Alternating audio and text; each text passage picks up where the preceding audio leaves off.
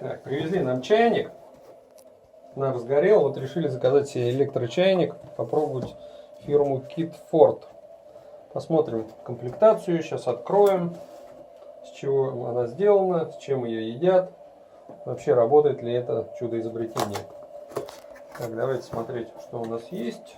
Тут у нас сверху рекламные материалки, магнитик. Всякая интересная ерунда рекламная.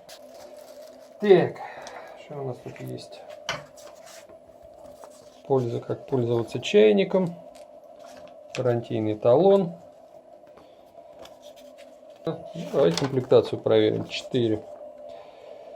Так, комплектация: чайник, подставка, крышка за чаезаварочный механизм, руководство по эксплуатации это есть, гарантийный талон, коллекционный магнит есть. Давайте сейчас проверим комплектацию, что нам прислали.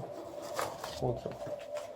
В таком формате она приходит. Здесь есть ложемент, чтобы он не болтался, проставочки, чтобы не побились.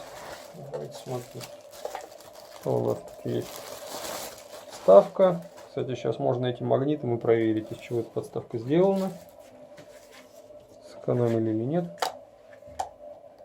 Он не липнет к ней, значит нержавейку все-таки взяли 306-ю, не продешевили, это уже радует.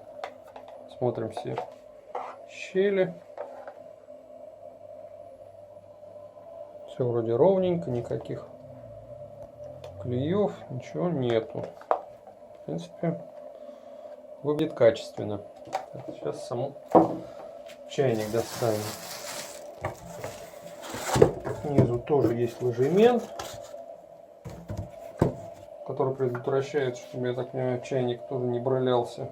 Давайте посмотрим, что здесь имеется у нас. Тут, наверное, это крышки. Крышка, заварочная ситечка. Тоже проверим магнитом сразу. Вот на ситечке продешевили. Чуть-чуть магнитится, значит нержавейка не такого качества. Так, смотрим дальше. Что у нас тут? Крышка.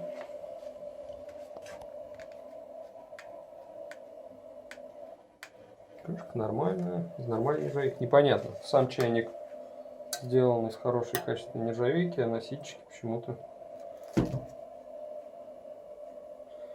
продешевили. Вот она, пожалуйста, магнит не падает.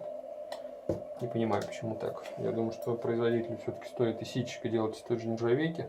Хотя написано ОСИ-34. Вообще, по всем канонам ОСИ-34 не магнитится. Так что это немножко неправда. Так, давайте посмотрим, что у нас дно еще сделано.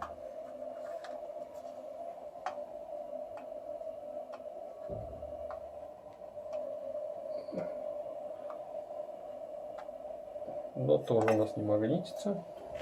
То есть, скорее всего, все-таки дно сделано правда из хорошей, качественной нержавеющей стали. Так, сам чайник давайте посмотрим. Есть небольшие неровности в зазорах. Но это не критично. Там уже не стрелять. В остальном вроде все нормально.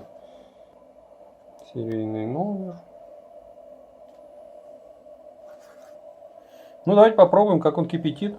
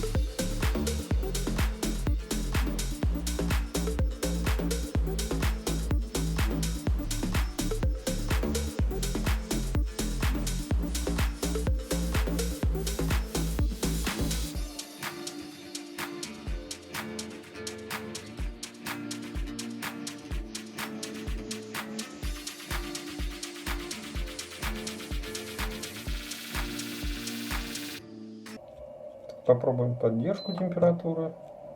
Поддержка включилась, температура. Поддерживать он будет на уровне 90 градусов. Чай будет горячим.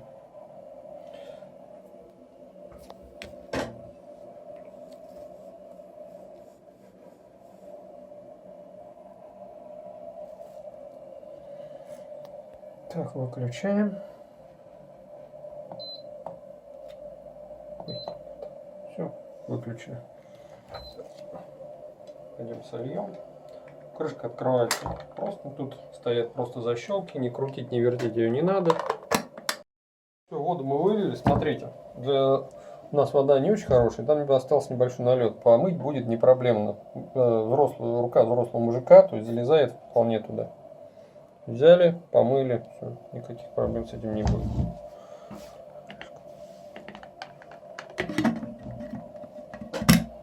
Закрыли. Сейчас еще положим туда заварник. Не знаю, будем пользоваться, нет, но я думаю, что будем. В принципе, достойный экземпляр. Посмотрим, как покажет себя в работе.